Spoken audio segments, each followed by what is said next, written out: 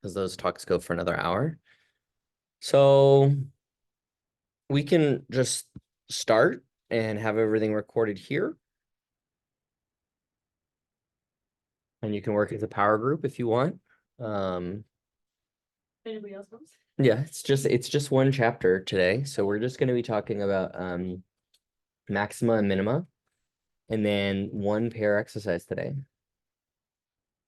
Before we get into integrals.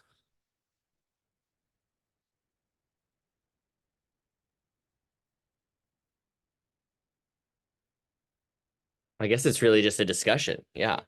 So The maximum it was just comparing a lot of what we already know about maximum minimum and Belfer equations, but then it talks about using different techniques. So we're doing stuff like Newton's method, Gaussian method, especially when we don't know their derivatives when we use that. And they talked about golden ratio search. So that's something that you can find both local and global minima, but it doesn't tell you which that you have found. 279. 279.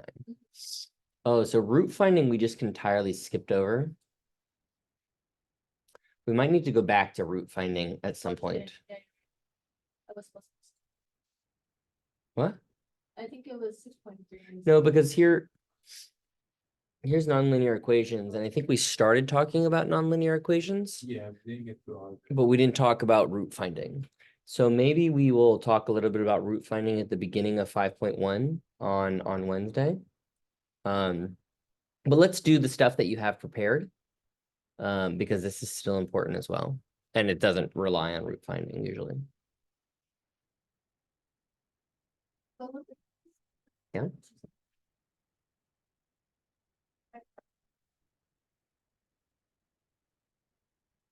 So this is going to talk about how we already know how to solve certain sets of equations, and whether they're linear, we can use standard matrix techniques, which we talked about in class. And then if they're non-linear, then we can use what's called like the relaxation method or Newton's or Gauss's Newton method.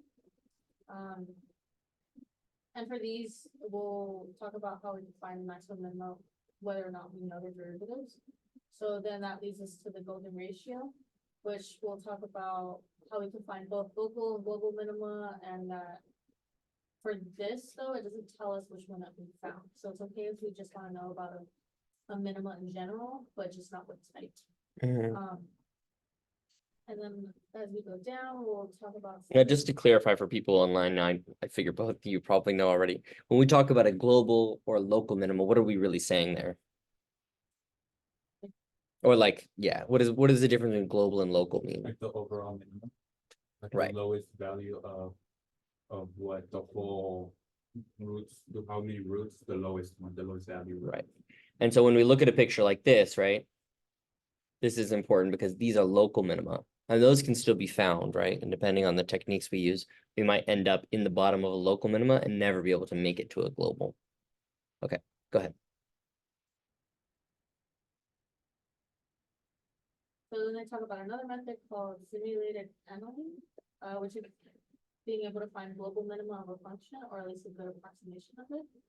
So they also state that golden ratio is similar to binary search for finding the roots of a function. So when we're using binary search, we can use 2 points to a bracket and the third point and so on. And the equivalent construction for a minima involves 3 points to a bracket and minima. So a lot of this is just saying what the differences are, which is pretty much how many points that we get to use for whichever method we choose. And then they just go into detail about the outer points, inner points, the minimum by comparing the values, just general stuff. And then if we go down, then they talk about some key points. So in geometric terms, we see that they have, if you want two interior points and whether they're near or further from the center line, always keep them symmetric, so just more general stuff to keep things in order.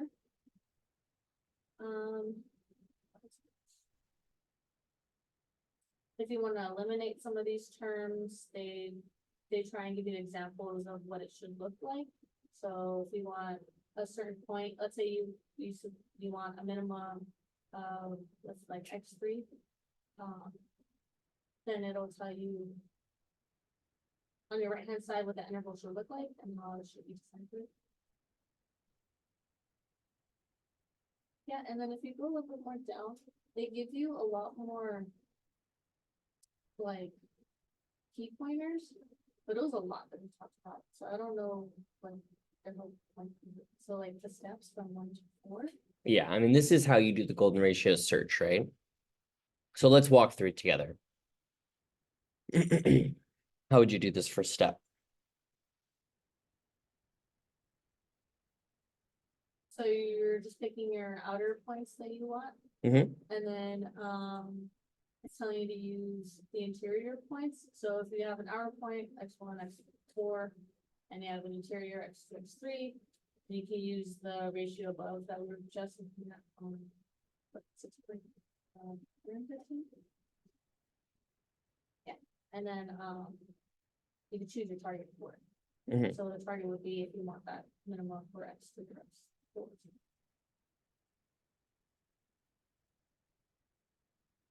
Yeah, so you see the first step, you choose 2 initial points, 1, 4. Calculate 2 and 3 according to the golden ratio rule. What's that golden ratio rule?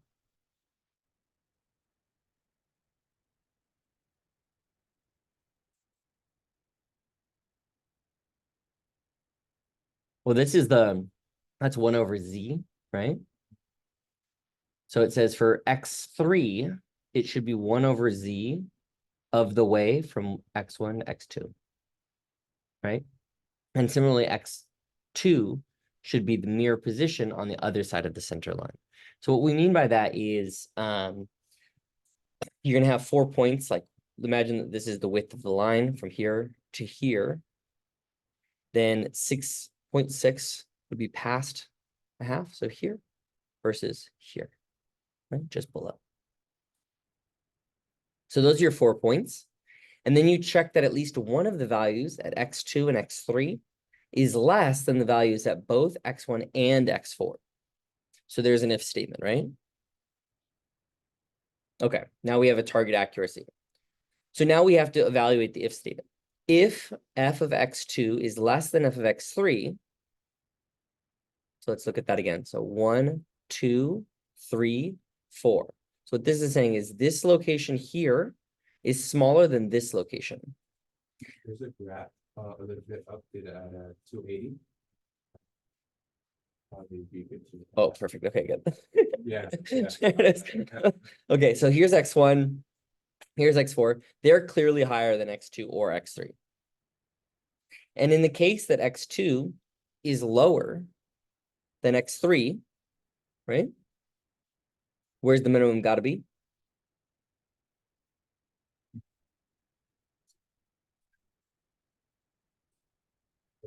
Well, I mean, it's somewhere in this region, right? Between x1 and x3, because x2 was below x3. So what we're doing is we're trying to slide these numbers in, right? As we get closer and closer and closer, then all these points will center directly on where it thinks the lowest point is, right? So it's like sliding. So the first part here, you assign these values, right? Now you know that the minimum lies between x1 and x3. So now x3 becomes the new x4. So this one here on the very end slides down. You replace x3 with the value x4. Or sorry, it's the other way around. You replace the value that you had at x3, that becomes your new x4. And then your new search parameters, x1 stays the same. Then your search parameters become here on the left-hand side, x2, and then here somewhere, x3, using the golden ratio rule between them, right? And then you compare the 3 of them. And you see whether f2 or f3 is larger than the other, right? And that way, at each level, you're slowly constraining the edges until x1 and x4 are so close to one another that that is the accuracy that you wanted for finding the minimum, right? And so that's what it says here, right? So now you evaluate fx for the new point. So this is the opposite of that. So this would be the other if statement. And then it says if x4 is minus x1 is greater than the target accuracy, you try it again, right? Otherwise, you take the average of the 2 points, and that's the final estimate of the minimum. So how would this work if it was a maximum?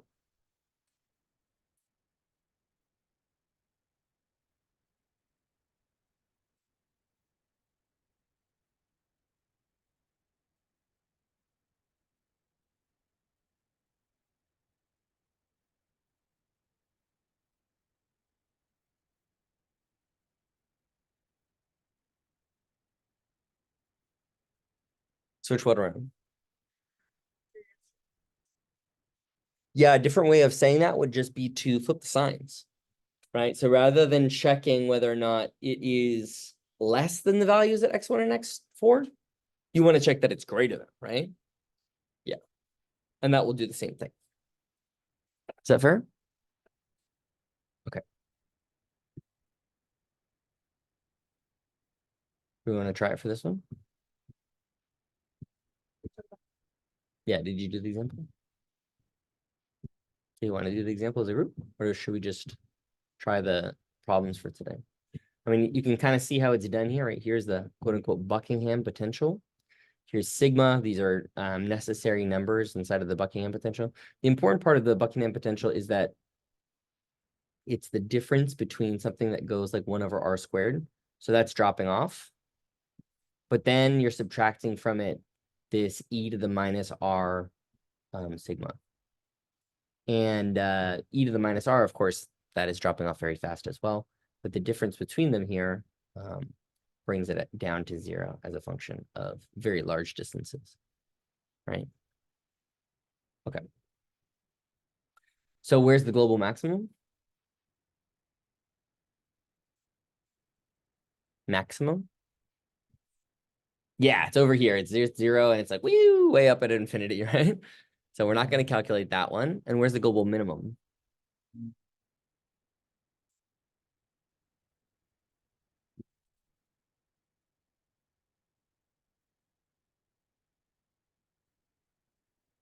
Yeah, it's like a little bit past. Here's like 1, right? There's maybe in this region here. So we're going to try and apply the rule here to find this bottom. Okay, so let's see how that works. So here's the golden ratio, z. Here's your function, and here's your 4 points. So sigma over 10 is 1/10. So where is that? So here's this point right here, 1/10. That's your sigma, or that's your x1, very far away. And here's your x4, 10 times sigma, which is 10. So that is like way, way over here. Okay, so your first 2 points are going to end up sort of where? What? Yeah, we're on the x-axis. Let's say x2. Where does x2 start? What? No. I'm just asking what the value is. You know, if you imagine that it goes from 0 to 10, what is the location of x2 in the x? 0.1? So let's remember how the golden ratio rule works.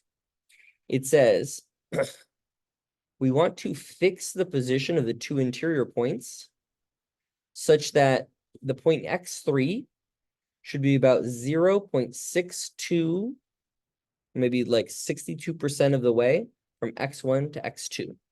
So if x1, and this isn't exactly correct, but let's imagine x1 is 0 and x2 is 10. What is 62% of the way from 0 to 10? 0.62. 6.2. Which one? 6.2. Okay. So where's that? Here, right? Okay, and interestingly enough, how do we go backwards? Because now I need x2. So it should be about 62% of the way from 0 to 10, but now in the other direction. Is there a way to do that? What? Like negative 6.2? Well, negative 6.2 will be outside of the range 1 to 4, right? Another clever solution.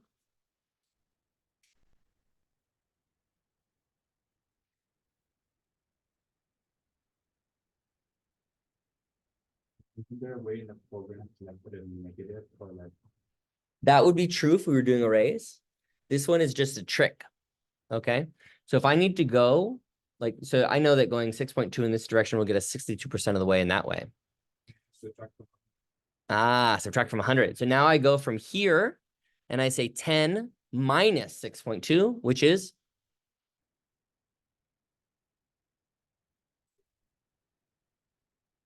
3.8, right? Which is like right here.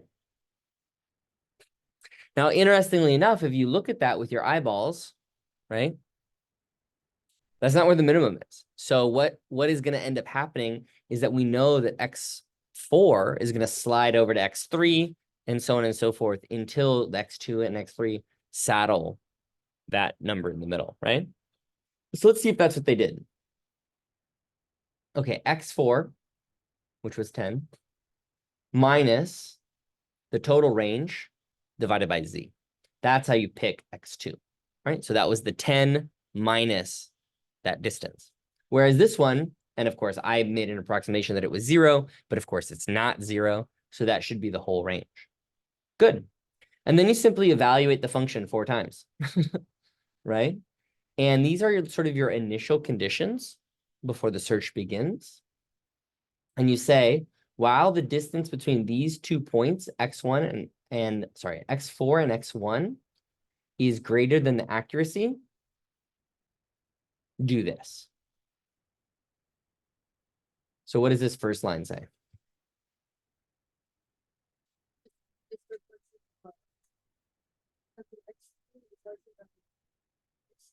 Good. And so let's think about it before we read it. What do we know we have to? So if the function f of x3 is larger than f of x2, what do we know that we want the computer to do? And then we'll see if it does it.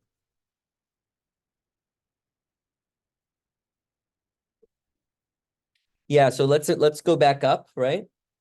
And so what we're saying here is in this particular circumstance, here's x4 out here, here's x1 over here, here is x2, and that's lower than x3. So if that's the case, what do we expect or hope that the computer will do so that we can keep searching? What were the steps? It's going to replace the value of x3, or it's going to get x4. The value of x3 is going to be x4. Right. So basically what it's saying is that if this value here for x2 is smaller than that for x3, then it must be the case that the minimum lies between x3 and x1, and therefore there's no reason to search in this region. And so we're going to move the x4 region over to here, and then we restart everything we've done. So now we reevaluate this as though this was x4. We reevaluate this. I mean, that hasn't changed. That's still x1, but now we need 2 new values. We need x2, which will be in here somewhere, and x3, which will be in here somewhere. And then we test it again, right? So let's see if it does that. So if the function evaluated at x2 is less than the function evaluated at x3, which is what was true, then x4 becomes x3. f4 becomes f3. Good, we knew that. This one's funny. Look at this one. So this x3 becomes x2. What's that? Yeah. So our earlier version of, if we go back up here, the way the golden ratio works is that this point and this point, those were our endpoints. we had, this was x2. As we slide x4 to x3, it also slides x3 to the location of x2. So we only have to calculate one new point, and that is the x2 point. You see that, Eduardo? Okay. And that's exactly what they do here, right? Now, if you slide it in the other direction, that's perfectly fine, right? This would be as though x1 moved into x2, and similarly x2 would move into x3. And then you just calculate the way that we did up here, these new points. And then you evaluate it, and you try it again.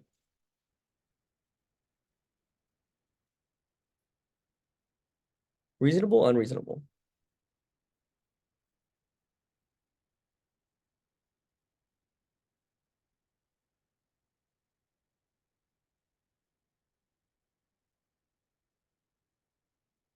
Okay. Ooh, wait a second. Yeah, do you want to talk about the Gauss-Newton method, gradient descent? Yeah, so this is talking about how, the golden ratio only works to find minimum and maximum of a single variable. But with like binary search, it can't be generalized to more than one variable. So it requires you to find an initial interval that brackets the text. So for something that has, that when you want to do something with more than one variable, they're gonna use the Newton's method or Gaussian method that can be generalized to find the maximum number of one variable. So the difference for this is it's more of a like now you have to use more of the first what to do much of stuff. It's like the more of the math part. So instead of doing like derivatives and stuff like that, it's more getting down to something that is from like the roots of it. So for this it'll explain when you're using Gaussian method, you can do it by using that variable on the bottom, the fundamental formula. Mm-hmm. So for that, it'll find us the maximum minimum pretty quickly, or if you want to only calculate the first derivative, then they have another method below, which would be that first one, the x prime. And this is pretty much roughly saying like the order of magnitude in order to find your minimum maximum, and then the series of steps. And then it's just telling you which variables mean, something like that. And then in some cases where you can't calculate even the first derivative, then you can estimate using a different approach using secant method. So that Now, when you say you can't calculate, you mean analytically calculate the derivative, right? Yeah, okay, good. so then in that case, you can do an approximation of slope. Good. So it's different ways of applying different methods to whatever you need or whatever you can't use. Kind of get around it by doing various methods like either slope form or using derivatives if you can, but if you can't, some cases. Good. Okay. Sick. So the only issue is like I see now in the pair exercise for today that this is actually not a minimum maximum problem. I think 615 is about root finding. And we don't even know what that means. So let's the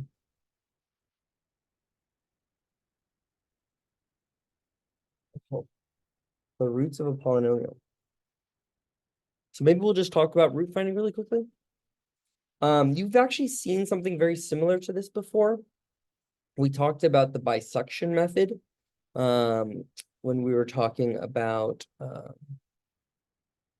forget what the context was actually. But the very first form of finding a root is you know, I like to think of it sort of like brute force. Let's go back to the thing here. Okay, here we go. So binary search is a different way of saying the bisection method. And this is a way of finding where your zeros are of a function. And that is by essentially moving through space, moving through X space, until you take advantage of the fact that as you pass through 0 for a function, you go from negative below that value and positive above it. So you're taking advantage of the sign flip, right? If f of x1 is positive and f of x2 is negative, then there must be a 0 in between them. If they're both positive, you know less about that, sure. Okay. So there is this beautiful little thing here. Here's f of x. Here's my value, positive over here and negative over here. So the root must lie somewhere in between it. The root's over here, but here's my tester. And all I'm going to do with the bisection method is go halfway between my two guesses and ask if this is the same sign as this. So is x1 and x the same sign? Or is x prime and x2 the same sign? And based on that, we can determine whether or not the root lies in this region or in this region. So just like we slid with x4 down to x3 or x1 up to x2 with the golden ratio search, we're going to slide here. So let me ask you this question. If x1 has the same sign as x prime, is that where the root lies? No, why not?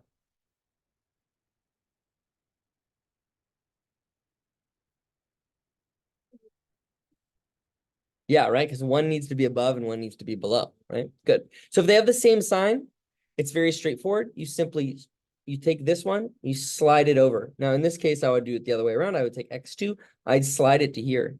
And then I would bisect this one. And I'd say, okay, now you have the same sign as this one. So I'd slide this one in, right? And you would grab the intersection very quickly. Okay. So let's see if that's this. Give it an initial pair of points, check that they have opposite signs. Good. Target accuracy. Find the midpoint. Evaluate it. If it has the same sign, slide. Otherwise, slide the other. So as I read this, right, I can see that it has some simple steps. I'm going to have a while loop that's going to check the distance just like I did for the last one. I'm going to calculate the midpoint. That'll be straightforward. And then I'm going to have an if statement. So I'm going to say if. Otherwise, in my mind, I always see as the word else, right? And then repeat. Okay, so let's see if that's true. Let's see how they did it. Did they not do an example? That's so rude. Okay, well, you'll be able to do it quite well, I think. We can talk about Newton's method. Oh, okay, let's do some double work here. Let's start by doing this problem. We're not going to do the Newton's method at first. Let's just do the bisection method. And then we can talk about the Newton's method and apply it here for this problem. Does that sound good? Okay, then I'm going to pause the recording because we have